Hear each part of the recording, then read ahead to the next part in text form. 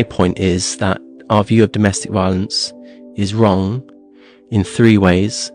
And that is, first of all, bilateral abuse needs to be talked about. Like I said, half of domestic abuse is bilateral. Both partners are doing it. The second, there's a multiplicity of causes of domestic violence, not just male power and control. That's one cause. And that is also reflected by women too. And the third is it's not a gendered issue. Like, men and women both do it.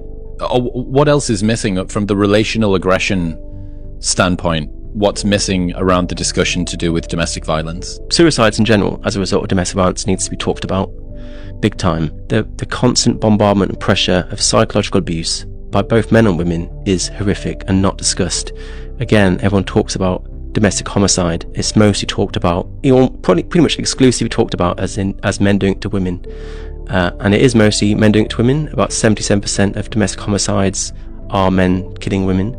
That doesn't mean we can't talk about the final quarter, but it is mostly women. But no one talks about suicides that are caused by domestic violence, which are overwhelmingly male. And if you actually bring in suicides as a result of abuse, there are more male deaths as a result of domestic violence than female. And that, again, a massive half the pie chart that's just ignored because it's unpopular. Is that a guy is in a relationship with a woman and the pressure of that interpersonal sort of toxicity and stuff causes him to take his own life?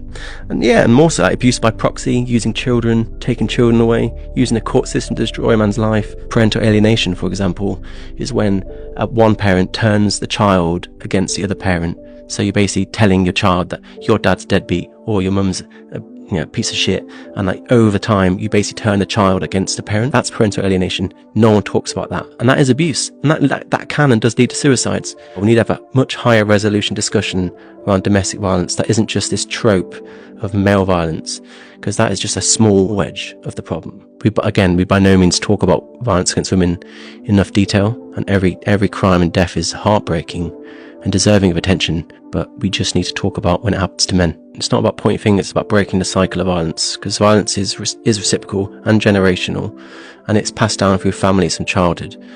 And I was like, unless you're going to look at both sides of the equation, you'll never solve it.